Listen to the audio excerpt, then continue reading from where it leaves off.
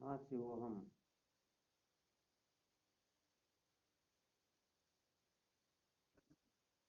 हाँ शिवोहम। आवाज आ रही है?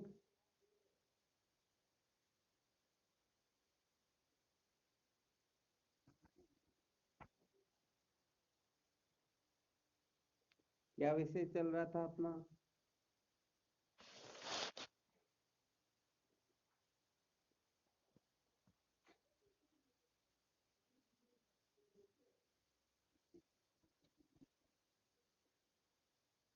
चलो बहुत अच्छी बात है।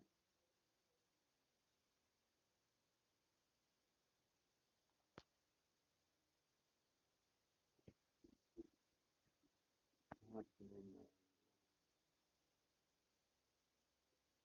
वैसे देखा जाए तो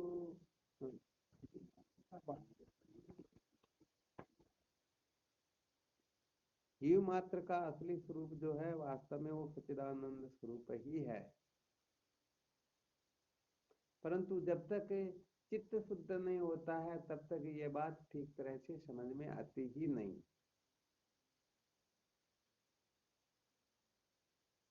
जिस प्रकार से पानी में अपना प्रतिबिंब बिल्कुल स्पष्ट दिखाई देता है, परंतु जब तक पानी गंदा हो अथवा पानी चंचल हो तब तक हम अपने आप को ठीक तरह से देख नहीं पाते, भले ही हम उसमें क्यों न हो। यहाँ पर भी जिनका चित्त शुद्ध नहीं होता है उनको अपने वास्तविक स्वरूप का ठीक ठीक अनुभव होता ही नहीं। आ गया समझ में?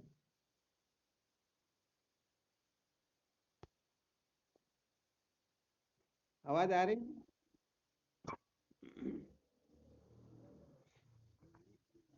बस चित्त शुद्धि के लिए महत्वपूर्ण सूत्र बताया था। जब तक ईश्वर की प्रसन्नता हम ठीक ठीक प्रकार से प्राप्त नहीं कर लेते हैं तब तक अंतःकरण के मल विक्षेप दोषों की निवृत्ति, संत महापुरुषों का संग, विवेकादि साधनों की जागृति और ब्रह्मवेता गुरुदेव का सानिध्य, ये कहने का मतलब बहुत ही दुर्लभ हुआ करता है।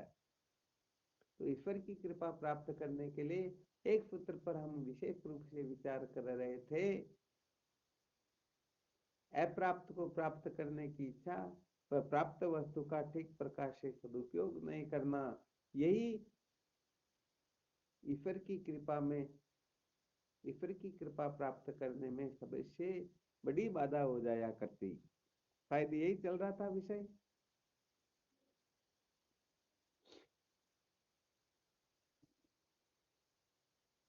अच्छा, तो कल इसमें स्पष्ट बताया था अप्राप्त वस्तु को प्राप्त करने की इच्छा, अर्थात क्या बताया था यहाँ पर?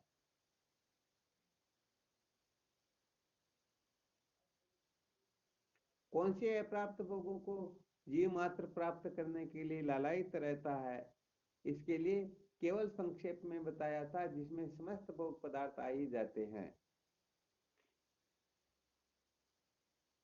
किन दो का वर्णन किया था, किन किन के बारे में कहा था? अर्थ व काम, बिल्कुल ठीक बात है। अर्थात चार पुरुषार्थ में से अर्थ व काम, इन दोनों पुरुषार्थों की प्राप्ति ईश्वर की कृपा के अधीन हुआ करती है। ईश्वर की इच्छा से हमें ये प्राप्त होते हैं। तो हमको जो कुछ भी प्राप्त है उसमें क्या करना अपने को?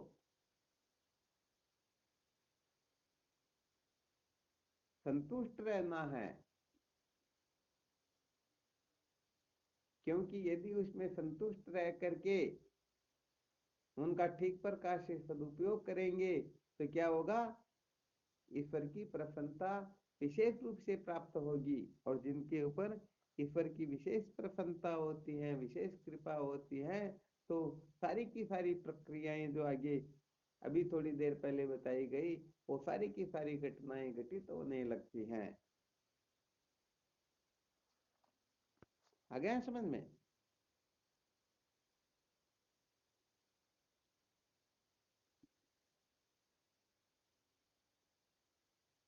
अच्छा, प्राप्त वस्तु का हमें सदुपयोग करना, इसके बारे में क्या मंथन किया आप लोगों ने?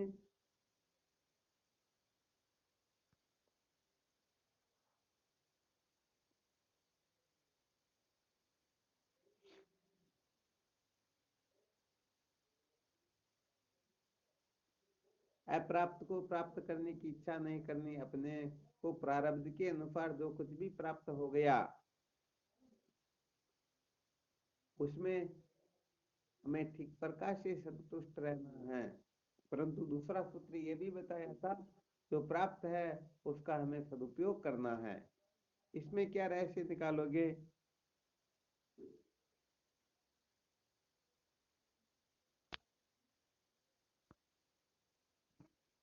हाँ शिवम।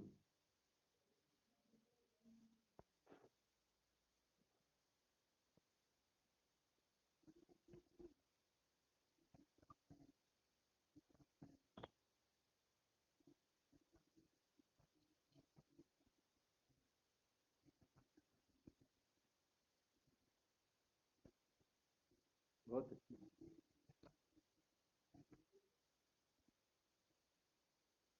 अच्छा, एक दिन शायद ये भी बताया था, समय, समझ, शक्ति और संपत्ति,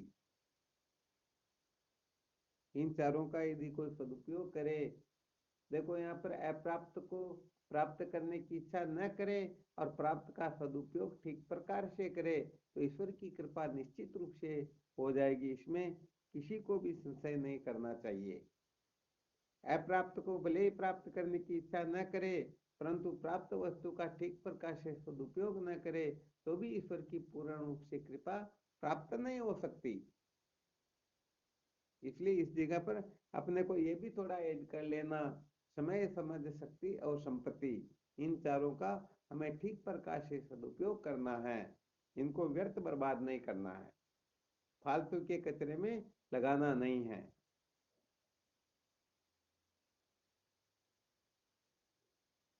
वरना मुख्य विषय चल रहा अपना केवली अपने पद का जो मंत्र है, न कर्मणा न प्रजया न धनेन यज्ञ के मृतत्व मानसु, तो कर्म, धन व भोग, इन तीनों का ठीक प्रकार से जो सदुपयोग कर लेता है, तो निश्चित रूप से उनका चित्त शुद्ध हो जाता है।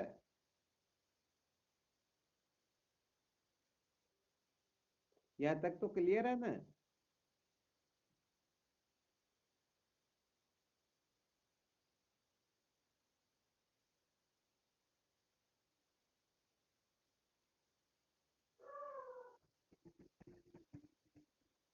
हाँ, कोई दिक्कत नहीं।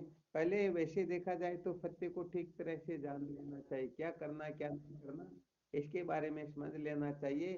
फिर धीरे धीरे धीरे धीरे अपने में वो सामर्थ्य आने लगेगी।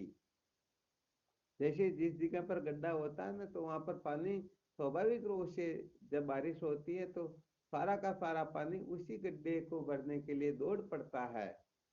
तो ऐसे ही इस प्रकार से अपने हृदय के भीतर ये समझ जागृत हो जानी चाहिए कि हमें ये तो करना है या नहीं करना है। तो इस प्रकार से जब अपने भीतर समझ प्रकट होने लगेगी, तो धीरे धीरे धीरे धीरे धीरे निश्चित रूप से हम उसके अनुसार बनने की चेष्टा करेंगे।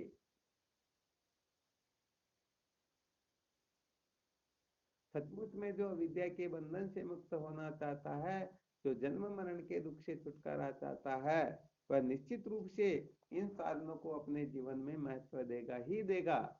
और जिनको समस्त दुखों से मुक्त नहीं होना है, मौज मस्ती मनोरंजन ही करना है, उनके लिए इनका कोई औचित्य नहीं होता है।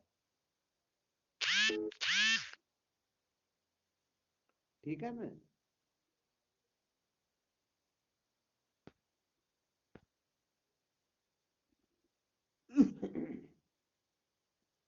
तो यहाँ पर अपने को खूब मंथन करना चाहिए, खूब विचार करना चाहिए। जो हमको प्राप्त है उनका ठीक प्रकार से सदुपयोग करे, और जो अप्राप्त है उनके पीछे अपने जीवन को बर्बाद ना करे। क्योंकि जो अप्राप्त है उनको प्राप्त करने के लिए यदि हम सारी की सारी शक्ति सामर्थ्य लगा देंगे, फिर भी वह अप्राप्त वस्तु शायद प्राप्त हो या न हो, और यदि प्राप्त हो भी जाए फिर भी या तो वह वस्तु हमें छोड़ करके नष्ट हो जाएगी, अथवा हम स्वयं नष्ट हो जाएंगे, मृत्यु को प्राप्त हो जाएंगे। बताओ उनको प्राप्त करके फिर क्या करेंगे? तो यहाँ पर ये विशेष रूप से समझ लेना चाहिए। एक तो होती है आवश्यकता और एक होती है इच्छा। तो आवश्यकता की पूर्ति प्राणी मात्र की हो जाया करती है, परंतु इच्छा की पूर्ति आज दिन तक न तो किसी की हुई, न होगी, हो सकती ही। अरे ये इच्छा तो जैसे अग्नि के अंतर्गत जितना हम घृत डाल लेते हैं उतनी ही बढ़ती रहती हैं। इसलिए इच्छाएं कभी शांत होती ही, इच्छा कभी शांत नहीं होती है। इसलिए आवश्यकता की पूर्ति प्राणी मात्र की होती है। इस संसार में ऐसा कोई है ही नहीं जिसकी आवश्यकता पूर्ण न होती हो, परंतु इच्छा किसी की पूर्ति हुई ही नहीं। वैसे विचार करके देखा जाए तो आवश्यकता क्या है? रोटी कपड़ा मकान, यही तो आवश्यकता जीवन जीने के लिए। अब रोटी के अंतर्गत ठीक है पकवान नहीं मिलते हो फिर भी फुल्की लुकी जैसी भी वो मिल तो जाती है ना पेट भरने के लिए। कपड़ा भी महंगा नहीं सस्ता मिल ही जाता है। और मकान बंगला नहीं फिर भी टपरी तो मिल ही जाती ना। तो आवश्यकता की पूर्ति प्राणी मात्र की पूर्ति किसी की होती ही।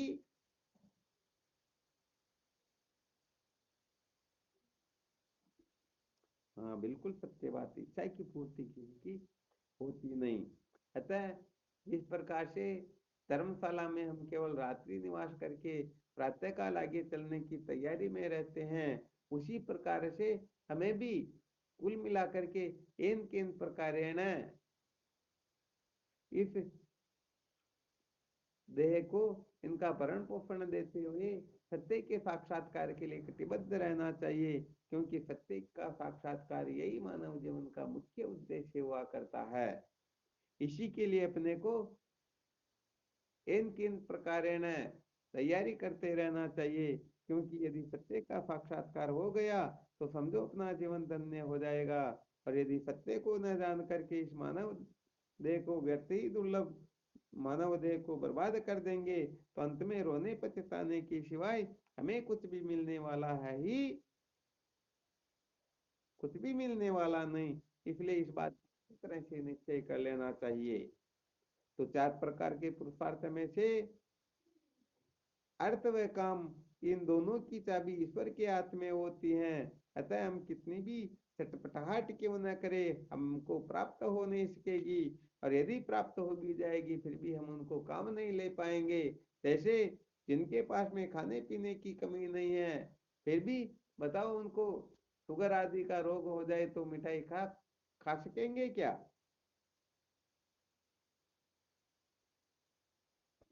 अरे उनको तो फिर दूसरे लोग ही मौज मस्ती करेंगे मजे लेंगे।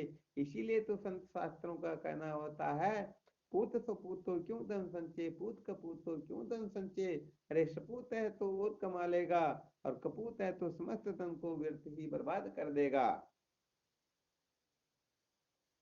शायद यहाँ पर किसी को शंका हो सकती फिर क्या धन नहीं कमाना चाहिए?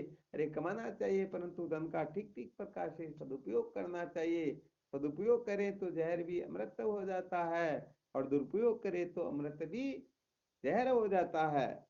तो यहाँ पर कमाने से अधिक विवेक चाहिए खर्च करने के अंतर्गत। यदि ठीक ठीक प्रकार से खर्च कर रहे हो तो सचमुच में बात बड़ी विलक्षण हो जाएगी। और यदि समझ करके नहीं कर रहे हैं तो सच्ची बात हम केवल मात्र ये मशीन बने हुए हैं, दिन रात खाने कमाने के चक्कर में पड़े हुए हैं। वास्तव में यथार्थ परम सत्य क्या है उसको जानने की तड़पन जिज्ञासा हमारे अंतर्गत है ही नहीं। अतः सत्य को जाने बिना दुखों का अंत होता ही नहीं। सत्य को जानना मानव जीवन का वास्तविक सार होता है, यही वास्तविक लक्ष्य हुआ करता है। तो सत्य की जो जिज्ञासा होती है वही सचमुच में अपने को धन्य बनाती है। तो इन किन प्रकार सत्य को जानने की जिज्ञासा तभी जागृत होगी जब अंतःकरण शुद्ध हो जाएगा। जैसे बीमारी मिटने लगती है तो अपने आप ही भूख लगने लगती है। यदि बीमारी नहीं मिटती है तो फिर भूख लगती। हाँ भूख सचमुच में तभी लगती है जब बीमारी मिटने लगती है। आ गया समझ में?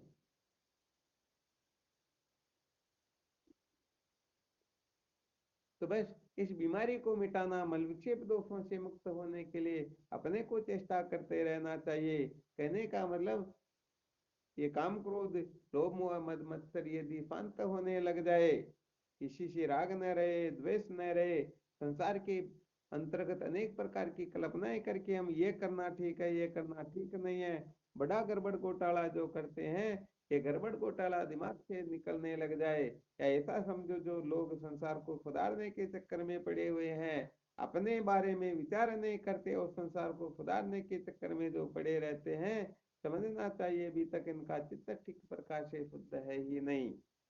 वास्तव में देखा जाए तो सारा का सारा संसार स्वप्न के समान होता है।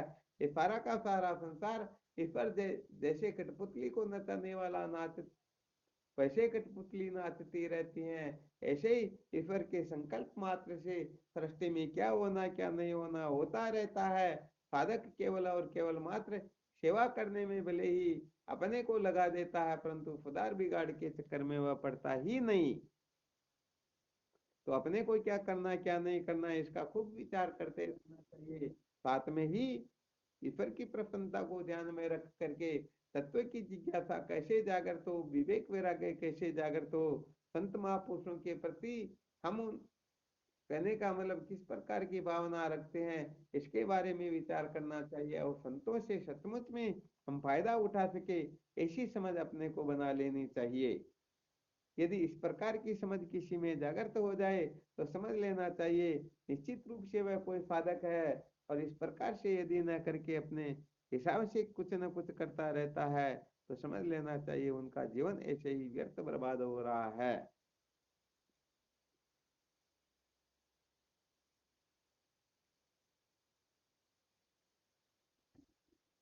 तो कुल मिलाकर के धन व भोग के बारे में ज्यादा अपना दिमाग न लगा करके केवल धर्म व मोक्ष के बारे में ही अपने दिमाग को लगाए, क्योंकि धर्म के द्वारा ही हम मानवता के लक्षणों से युक्त हो सकते हैं।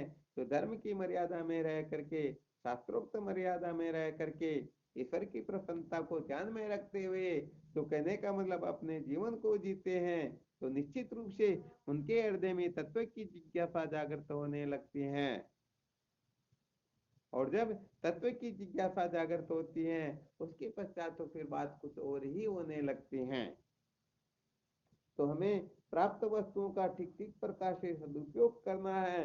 शायद आपको एक दिन बता भी दिया था, जैसे धन का सदुपयोग करना है तो धन के द्वारा हम जो कुछ भी खा रहे हैं, पी रहे हैं, जो कुछ भी ग्रहण कर रहे हैं, उनके द्वारा जो शक्ति प्राप्त होती है, उस शक्ति को भी यदि हम शुभ काम में लगा रहे हैं तो समझ लेना चाहिए धन का हम पूरा पूरा सदुपयोग कर रहे हैं। और यदि ऐसा न करके भले ही समझो कोई 10 पैसा निकालता हो, परंतु 90% से अपने पेट को भर करके उनसे शास्त्र से विरुद्ध कर्म करता है तो समझ लेना चाहिए वह भी ठीक प्रकार से धन का सदुपयोग कर नहीं पा रहा है। तो अपने को चेष्टा ऐसे करनी है, इस प्रकार का विचार अपने को बना लेना है, इसमें कोई दिक्कत की बात नहीं। यदि कोई दुरुपयोग भी कर रहा हो, सदुपयोग नहीं कर पा रहा हो, फिर भी चिंता नहीं करनी है, क्योंकि जब जगते हैं तभी सवेरा होता है। आ गया समझ में? तो अपने को बस ऐसी चेष्टा करनी है कि इतने दिनों तक जो कहते हैं ना, जो बीत गया सो बीत गया, तकदीर का शिकवा कौन करे, जो तीर कमान से निकल गया उनका पीछा कौन करे। ठीक है ना? तो अपने को इसी समय से अपने जीवन को थोड़ा मोड़ दे करके और फिर शास्त्रोक्त मर्यादा में रहते हुए आगे बढ़ने की चेष्टा करना है।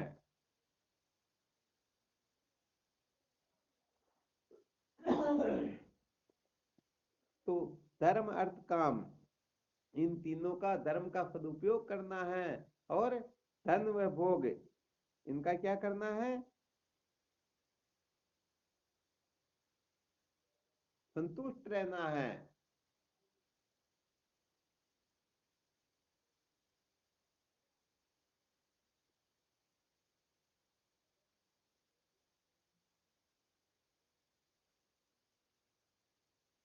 आवाज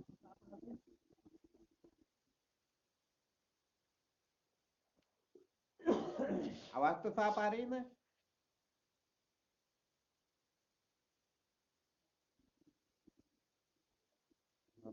ऐसा लग रहा कोई बोल नहीं रहे, तो शायद कुछ ना कुछ गड़बड़ी लग रही।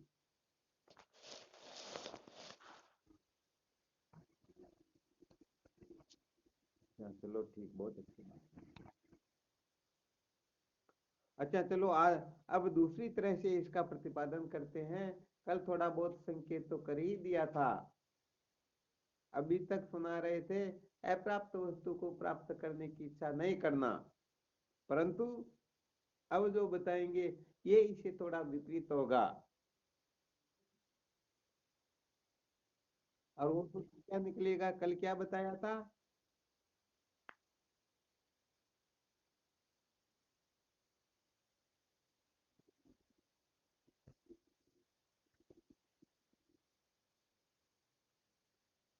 ये तो तीन चार रोज से यही तो बता रहे हैं, परंतु कल विपरीत बताया था।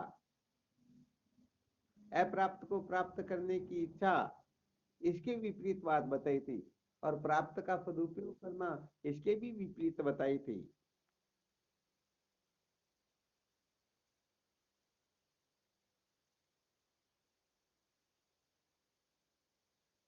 अर्थात पहले बताया गया था अप्राप्त को प्राप्त करने की इच्छा करेंगे तो हम ईश्वर की कृपा से वंचित रह जाएंगे। आज बताया जा रहा है यदि अप्राप्त को प्राप्त करने की इच्छा नहीं करोगे तो भी आप ईश्वर की कृपा से, ईश्वर की प्रसन्नता से वंचित ही रह जाओगे। इसमें क्या रहस्य बताया था?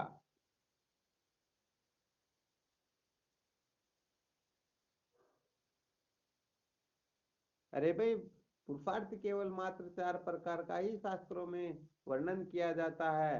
धर्म अर्थ काम व मोक्ष, इन चार के सिवाय और कोई पुरुषार्थ है क्या? पहले जो बताया गया इसको हमें उलट लेना है। हाँ, कहने का मतलब पहले बताया जा रहा था धन व भोग ये अप्राप्त है, परंतु हमें इनको प्राप्त करने की इच्छा नहीं करनी है। यदि प्राप्त करने की इच्छा करेंगे तो कहने का मतलब अपने प्रारब्ध के अनुसार अपने पास में जैसा पुण्य पाप था उसी प्रकार से धन व भोग हमको मिल गए। अब यदि कोशिश करेंगे तो निश्चित रूप से ईश्वर की कृपा से वंचित रहना पड़ेगा। तो धन व भोग, इन दो वस्तुओं के मामले में अपने को अप्राप्त के बारे में प्राप्ति की चेष्टा नहीं करनी है। परंतु बताओ धर्म व मोक्ष, यदि अपने को ये प्राप्त नहीं है, अप्राप्त है, तो बताओ इनको प्राप्त करने की लालसा, इच्छा, तड़पन, जिज्ञासा जीवन के अंतर्गत नहीं होगी। बताओ ईश्वर की कृपा प्राप्त कर सकेंगे क्या? हाँ, तो केवल इतना ये समझना है कि धन व भोग के बारे में यदि भले ही अपने को अप्राप्त क्यों न हो, परंतु इनको प्राप्त करने के चक्कर में नहीं पड़ना है। और धर्म व मोक्ष ये अपने को अप्राप्त हो तो इनको प्राप्त करने के लिए हर प्रकार से हमें पुरुषार्थ करना है।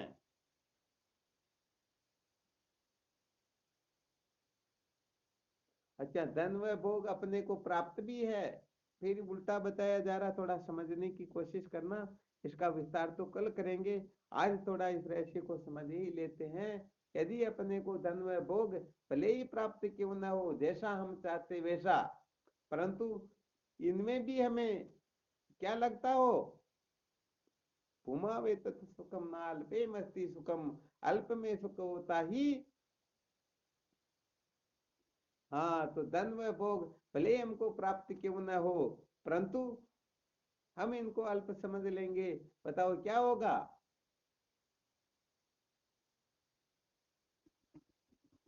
हाँ, प्राप्त का हमें सदुपयोग करना है और यहाँ पर प्राप्त का त्याग करना है, क्योंकि इससे विपरीत वह और उससे विपरीत ये है। यहाँ चार सूत्र निकल रहे, चारों सूत्रों को अच्छी तरह से समस्त साधकों को समझ लेना है। अप्राप्त को प्राप्त करने की इच्छा पाप रूप हो जाती है, परंतु अप्राप्त को प्राप्त करने की इच्छा पुण्य रूप भी होती है।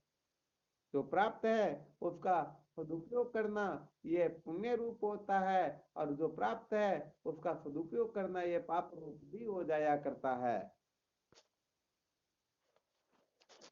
आ गया समझ में? अप्राप्त को प्राप्त करने की इच्छा पाप रूप है और अप्राप्त को प्राप्त करने की इच्छा पुण्य रूप भी होती है। प्राप्त का सदुपयोग करना ये पुण्य रूप भी होता है, और प्राप्त का त्याग करने की इच्छा या उसका सदुपयोग वगैरह कुछ नहीं करना ये भी पुण्य रूप हो जाया करता है। तो यहाँ पर कुल मिलाकर के धन व, हाँ शिवम नारायण, यहाँ पर केवल मात्र विशेष रूप से हमें यही समझ लेना है कि जो प्रारब्ध के अनुसार जो हमें प्राप्त है उसमें संतुष्ट रहना है, और पुरुषार्थ करके धर्म व मोक्ष के बारे में अपने को संतुष्ट नहीं रहना है। एक जगह पर संतुष्ट रहना और एक जगह पर संतुष्ट नहीं होना है।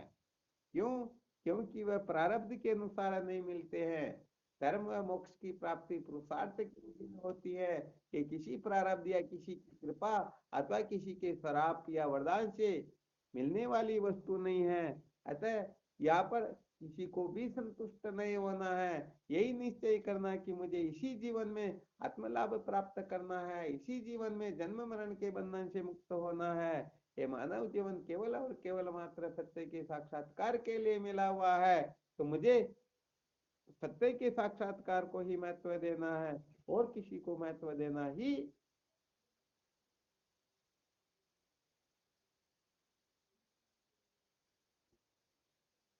हाँ ये थोड़ी विशेष बात है। तो आप लोग जो सुनते हो सुन करके फिर इस पर मनन करते हो या नहीं करते हो? थोड़ा बहुत 10-5-15 मिनट के लिए बैठ करके कभी मंथन करते हो क्या?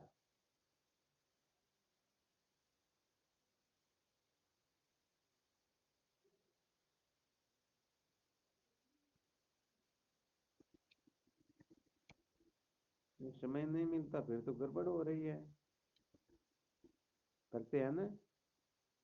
तो कल विचार करके देखना।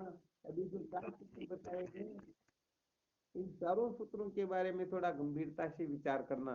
कल प्रश्नोत्तर के रूप में विचार करेंगे, किनको क्या क्या समझ में आ रहा और क्या क्या समझ में नहीं आ रहा। तो आज जो जो सुनाया इसके बारे में कल गंभीरता से विचार करने की कोशिश करना, और कल फिर प्रश्नोत्तर के रूप में विचार विनिमय करेंगे।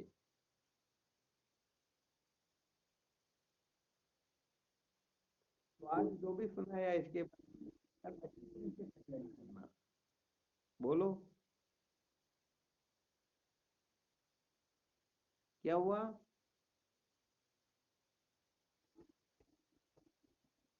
हाँ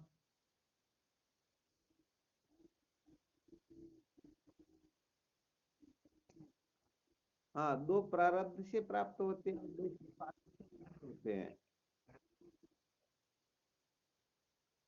धर्म व मोक्ष की प्राप्ति में हम स्वतंत्र है, और धर्म व भोग की प्राप्ति में हम स्वतंत्र है। अर्थात धन व भोग दो वस्तुओं को प्राप्त करने के लिए हम करोड़ करोड़ कोशिश क्यों न कर ले, फिर भी अपने प्रारब्ध में जो है उससे अधिक मिलने वाला है ही नहीं। अतः यही बार बार बताया जाता है कि धन व भोग के लिए हमें अपने जीवन को व्यर्थ बर्बाद नहीं करना है। यह प्राप्त है फिर भी कोई दिक्कत की बात नहीं, क्योंकि प्राप्त हो भी जाए, विचार करके देख लीजिए जिन जिनको प्राप्त है, बताओ क्या वो सुखी है?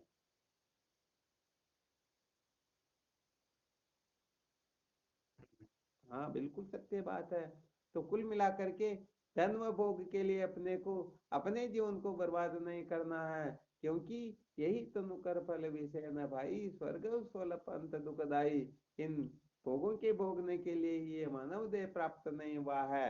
अतः धन व भोग को अधिक महत्व नहीं देना चाहिए। महत्व, चलो कोई दिक्कत की बात नहीं, महत्व देते हो तो उसे भी 100 गुना महत्व धर्म को देना चाहिए, और 1000 लाख करोड़ गुना महत्व मोक्ष को देना चाहिए।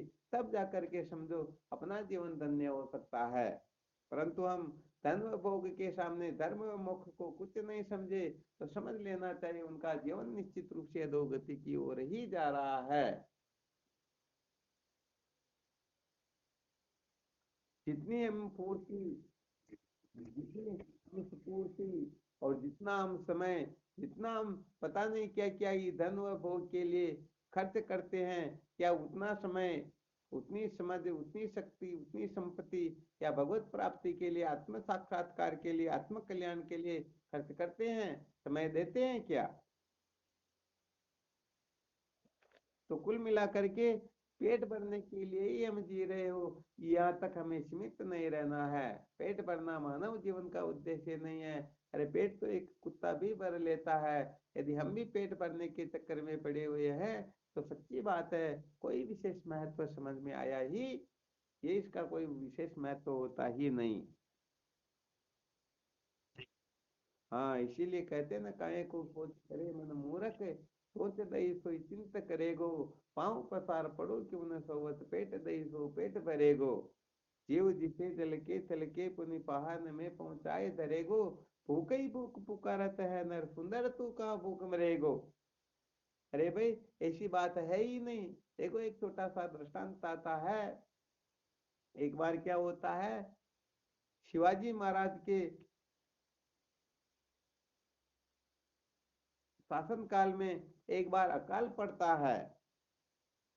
तो उनके गुरुदेव समर्थ रामदास जी महाराज कहते हैं, शिवा तुम कोई ऐसा उपाय कर जिससे ये लोग कम से कम भूख से तो न मरे। तो शिवाजी महाराज ने क्या किया, जैसे आजकल सरकार फैमिली चलाती वैसे फैमिली चला दी, ताकि थोड़ा ये काम भी कर ले और बदले में इनको खाने पीने की व्यवस्था भी मिल जाए। तो ऐसा कुछ समय तक चला तो शिवाजी महाराज को ऐसा अभिमान हो गया कि यदि मैं नहीं होता तो ये सारे के सारे लोग क्या करते,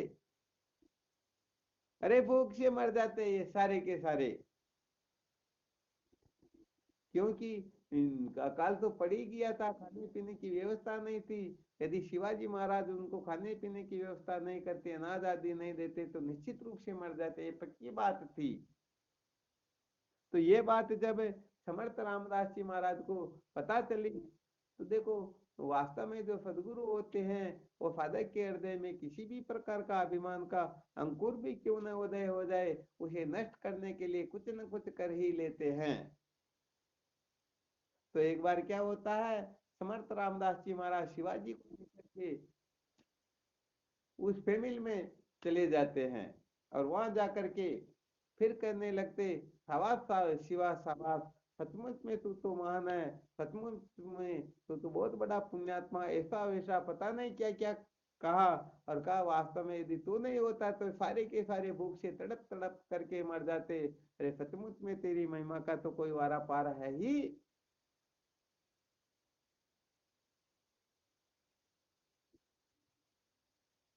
जब इस प्रकार से गुरुदेव के मुख से अपनी स्तुति सुनी तो शिवाजी महाराज ने देखा क्या बात है, आज गुरुदेव इस प्रकार से कथन करे, चक्कर क्या है। उसी समय समर्थ रामदास जी महाराज कहते, रे शिवा, ये वास्तव में तेरी तेरे जैसा तो संसार में शायद कोई होगा ही होगा, कोई हो भी नहीं सकता, तू तो सचमुच में बहुत बड़ा महान है। और इस प्रकार से कहते हुए कहते हैं, शिवा वह पत्थर उठा करके लाओ। तो एक बड़ा पत्थर था, उस पत्थर को मंगवाया गया। कहा इस पत्थर को तोड़ो। अब गुरुदेव कह रहे तुम्हारा राजा क्या होता है, स्वयं हथौड़ा लेकर के शिवाजी महाराज तोड़ते हैं। तो क्या देखते हैं, जब वह पत्थर टूटता है तो उस पत्थर में से एक छोटा सा मेंढक निकलता है। उनके पास में पानी भरा हुआ था, उसके मुख में खाने पीने की वस्तुएं थी, खाने पीने का भोजन सामग्री उसकी जो भी होती वो मिली। तो समर्थ रामदास जी महाराज अब तो उनकी इतनी स्तुति करने लगे, शाबाश शिवा शाबाश, अरे तू तो ईश्वर से भी श्रेष्ठ हो गया, अरे इस मेंढक को भी भोजन पहुंचाने में तेने लापरवाही नहीं की, वास्तव में तू तो सचमुच में महान है। बस इतना कहना हुआ, शिवाजी उनके चरणों में गिर जाता, कहने लगता गुरुदेव मुझे क्षमा करो, वास्तव में मैं बैठ गया था, मैं थोड़ी देर के लिए पागल हो गया था, मैं सोचने लग गया था कि यदि मैं नहीं होता तो इनका क्या होता। अरे विचार करके देखो, यदि कोई सोचता है कि मैं नहीं हूं तो इस संसार का क्या होगा। तो बताओ, ये संसार अपने से पहले, अरे जैसे तुम 50 वर्ष के हो, 25 वर्ष के हो, तो क्या 25 वर्ष 50 वर्ष पहले संसार का कुछ नहीं हो रहा था क्या? 100 वर्ष के बाद में नहीं होगा क्या? हाँ, छोटा सा दृष्टांत ध्यान में आ गया। साधक गुरुदेव के पास में रहने लगा, कुछ समय तक रहा और फिर कहने लगा गुरुदेव अब मैं यहाँ से चला जाऊंगा, मुझे आपकी जरूरत नहीं है। तो गुरुदेव ने कहा बेटे तुझे आए हुए समझ 1 वर्ष हो गए, 2 वर्ष हो गए, 3 वर्ष हो गए। 2 वर्ष 3 वर्ष पहले मेरा काम चलता था या नहीं चलता था? अच्छा, तू जब चला जाएगा तो मेरा काम चलेगा या नहीं चलेगा? वास्तव में हम क्या करते हैं, केवल और केवल मात्र संसार के पदार्थों से सुखी होने की कल्पना करके इनके बिना मैं नहीं रह सकता हूँ, उनके बिना मैं नहीं रह सकता हूँ, ये हमारी भ्रांति है, ये हमारी भूल है, ये नासमझी है। वास्तव में देखा जाए तो हम सबके बिना रह सकते, हमारे बिना कोई रह सकता ही नहीं, परंतु ये रहस्य नहीं जानते हैं, इसलिए पता नहीं हम किन किन की गुलामी करते हैं, और इस गुलामी के चक्कर में अपने पूरे जीवन को बर्बाद करके दुर्लभ मानव जीवन को ऐसे ही नष्ट भ्रष्ट कर देते हैं। तो अच्छी तरह से निश्चय कर लो, अपने प्रारब्ध में जो लिखा हुआ है उसको कोई छीन नहीं सकता है, ईश्वर में भी सामर्थ्य नहीं है, फिर दूसरों की तो हिम्मत ही क्या।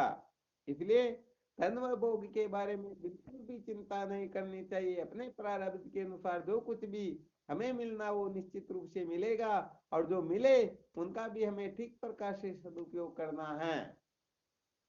तब जाकर के समझो सचमुच में हम अपने जीवन को धन्य बना लेंगे। और यदि ऐसा न करके केवल और केवल मात्र इनके पीछे ही जीवन पर पागल होकर के भटकते रहे तो सच्ची बात है, अंत में रोने पछताने के सिवाय कुछ भी मिलने वाला है ही नहीं। ये विशेष बात है। आ गया समझ में? हाँ, तो इसके बारे में खूब मंथन करो। ठीक है, पुरुषार्थ अपने को करना चाहिए, परंतु पागल नहीं हो जाना चाहिए। परंतु मुख्यता जो होती है वो प्रारब्ध की ही होती है। धर्म और भोग के प्राप्त होने में केवल और केवल मात्र प्रारब्ध की प्रधानता होती है, पुरुषार्थ उसमें गौण होता है। और धर्म और मोक्ष में मुख्यता पुरुषार्थ की होती है, प्रारब्ध उसमें गौण होता है। तो इस बात को हमें अच्छी तरह से समझना, खूब विचार करना, खूब मंथन करना इस जगह पर। कुल मिलाकर के वास्तव में देखा जाए तो धर्म व भोग के बारे में चिंता बिल्कुल नहीं करनी है। चिंता यदि करनी है तो धर्म व मोक्ष के बारे में ही करनी है। इसमें भी केवल और केवल मात्र मोक्ष को महत्व देना, यही सच्ची जिज्ञासु की पहचान हुआ करती है।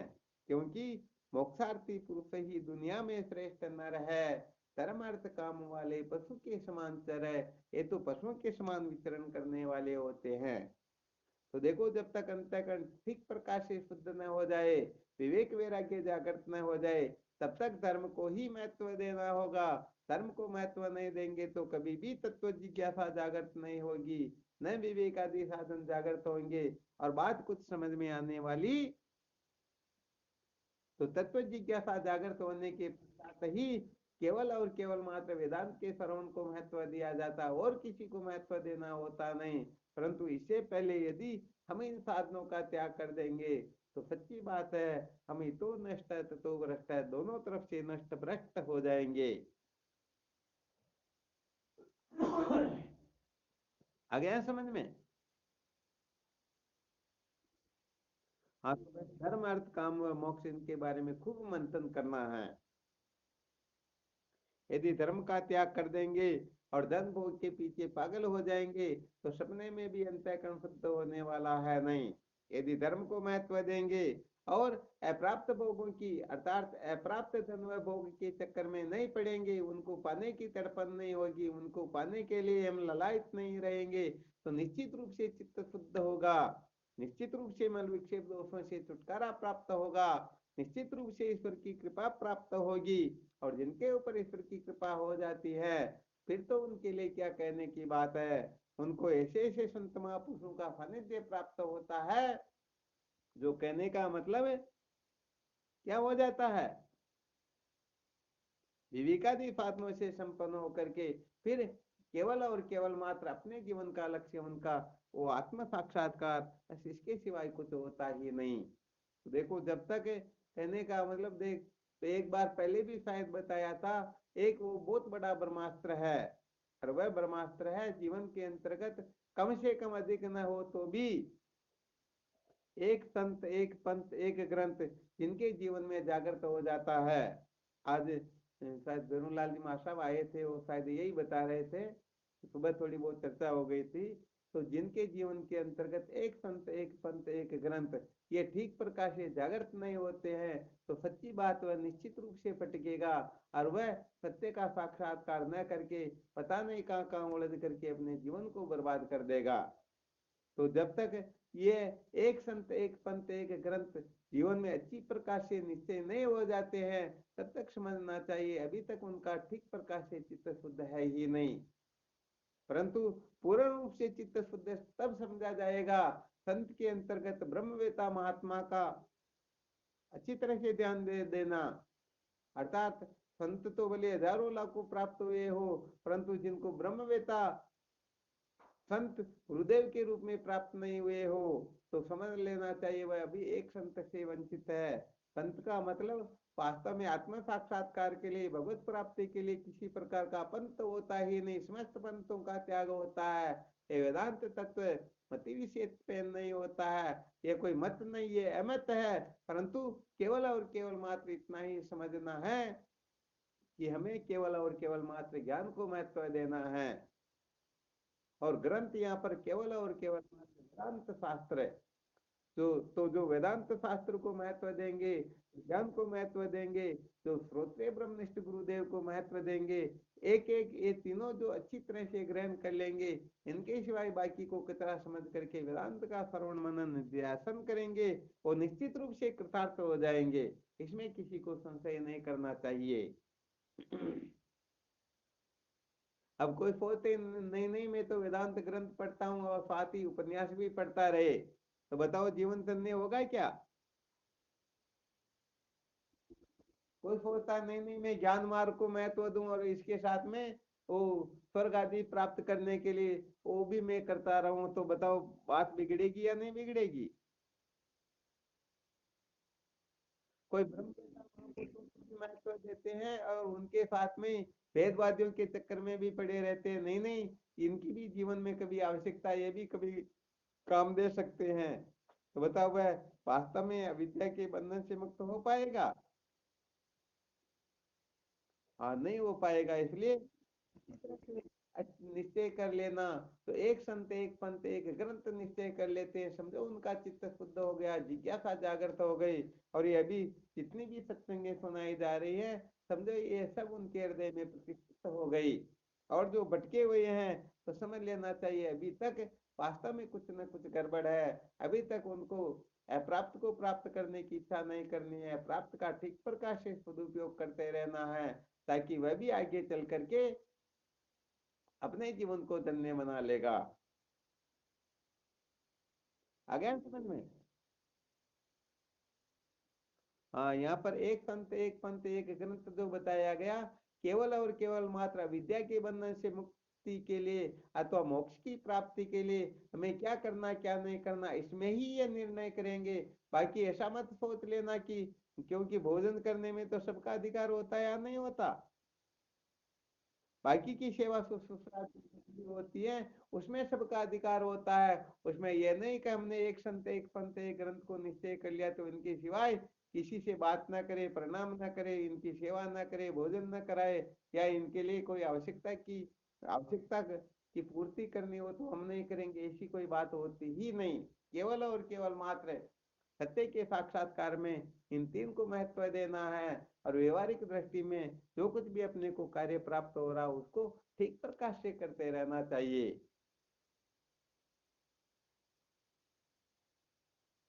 हाँ, साधक क्या है कि कभी थोड़ा गड़बड़ भी समझ लेते हैं, तो केवल एक को महत्व दे करके दूसरों से द्वेष करने लग जाते हैं, पता नहीं क्या क्या करने लग जाते हैं, तो ये भी गड़बड़ होती है। यहाँ भी थोड़ा अपने को सावधान रहना, क्योंकि ये ब्रह्म विद्या अरे समस्त विश्व मेरा स्वरूप है ऐसा बोध करवाएगी, तो किसी से राग किसी से द्वेष ये ब्रह्म विद्या के अंतर्गत होता नहीं।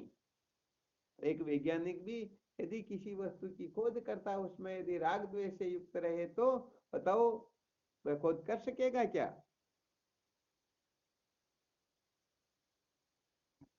नहीं कर पाएगा ना। बस अपने को भी इस जगह अच्छी तरह से सावधान रहना है। जैसे वशिष्ठ जी महाराज ने भगवान राम को बताया ना, हे राम, वेदांत के अर्ध जानकारों से कभी भी ब्रह्म विषयक शंका नहीं करनी है, क्योंकि वो अधूरे समझे हुए हैं तो अपने को पूरा कहां से समझा देंगे। तो केवल मात्र साक्षात्कार के लिए ही इन तीन को विशेष रूप से महत्व देना है, वरना अपना संसार का कोई काम काज हो तो अपने माता पिता से, भाई बंधु से, कुटुंब परिवार से, अपनी जाति वालों से या समाज वालों से या जिनसे सलाह मशवरा करना, कैसे करना, क्या नहीं करना, इसके बारे में देखते रहा करो। हम जो सुना रहे हैं केवल और केवल मात्र सत्य के साक्षात्कार के लिए। इसलिए यदि ये काम न करके दूसरा करना हो तो उसमें आप आपके हिसाब से देख लिया करो, किनसे सलाह लेने, किनको क्या पूछना, किनकी आज्ञा का पालन करना, क्या नहीं करना, इसमें आप अपने स्तर से देख लिया करो। क्योंकि सत्य के साक्षात्कार के अंतर्गत जैसे समझो कोई हाथ पैर में फोड़ा हो रहा हो और उसकी चीरा लगाना हो तो हर कोई लगा देगा, छोटा मोटा क्लिनिक हो वो भी ठीक कर सकते हैं, परंतु खोपड़े का ऑपरेशन करवाना हो तो इसके लिए सबसे बड़ा सर्जन चाहिए। क्योंकि यदि ठीक प्रकार से डॉक्टर का चयन नहीं किया तो शायद फिर जब उसे बेहोश किया जाएगा तो फिर जीवन में शायद वह वापस उठे ही। हाँ, ये बात है। तो वह समस्त विश्व को ईश्वर का स्वरूप समझ करके, ईश्वर की लीला मात्र समझ करके, ईश्वर की प्रसन्नता के लिए बस अपने को जो भी मिले, जितना हो सके, जैसे हो सके, उस प्रकार से सबकी प्रसन्नता प्राप्त करते रहो, सबके अनुकूल बनते रहो, किसी को कष्ट न दे, दुख न दे, किसी को सताए नहीं, किसी के साथ में दुर्व्यवहार न करे, और अच्छी तरह से जीवन जीते हुए हमें सत्य के साक्षात्कार को महत्व देना है। क्योंकि सत्य को जाने बिना दुखों का अंत कभी होता ही नहीं, ये विशेष बात जो आपको बार बार बताई ही जाती है।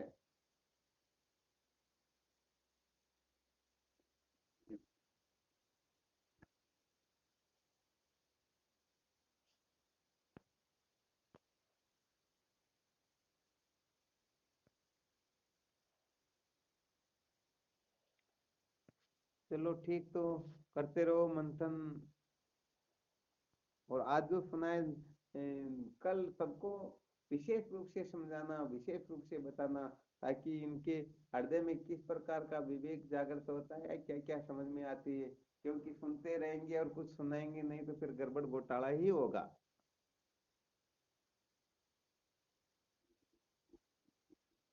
अप्राप्त को प्राप्त करने की इच्छा पाप रूप है और अप्राप्त को प्राप्त करने की इच्छा पुण्य रूप है। ठीक है ना। अर्थात अप्राप्त को प्राप्त करने की इच्छा करोगे तो ईश्वर नाराज हो जाएंगे, और अप्राप्त को प्राप्त करने की इच्छा नहीं करोगे तो भी ईश्वर नाराज हो जाएंगे। इन दो के बारे में कल विचार प्रस्तुत करना है। और प्राप्त का सदुपयोग करेंगे तो भी ईश्वर नाराज हो जाएंगे, और प्राप्त का दुरुपयोग करेंगे तो भी ईश्वर नाराज हो जाएंगे। तो ये चार प्रश्न आप सबके लिए हैं, इस पर अच्छी तरह से विचार करना, फिर इस पर कल और मंथन करेंगे। तो आज जो सुनाया आज के सत्संग में ये सारा क्लियर कर दिया गया। अब मंथन करोगे, विचार करोगे तो आपके हृदय में अनेक प्रकार के सूत्र प्रकट होने लगेंगे। भले आप लिस्ट भी बना सकते हो कि ये हमें अप्राप्त है फिर भी इनको प्राप्त करने की चेष्टा करनी चाहिए, और ये हमें प्राप्त है फिर भी इनको त्यागने की कोशिश करनी चाहिए। इसमें से अहमता ममता निकाल करके अपने को आगे की कक्षा में बैठने का क्या करना चाहिए। बहुत धन्यवाद, बहुत अच्छी बात है। बस इसी प्रकार से अपने जीवन को आगे बढ़ाते रहो, निश्चित रूप से अपना जीवन धन्य हो जाएगा।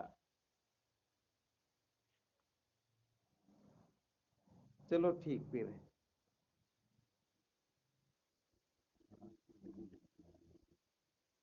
वो हम वो हम हरिओम नारायण। हाँ शिवोम नारायण हरिओम।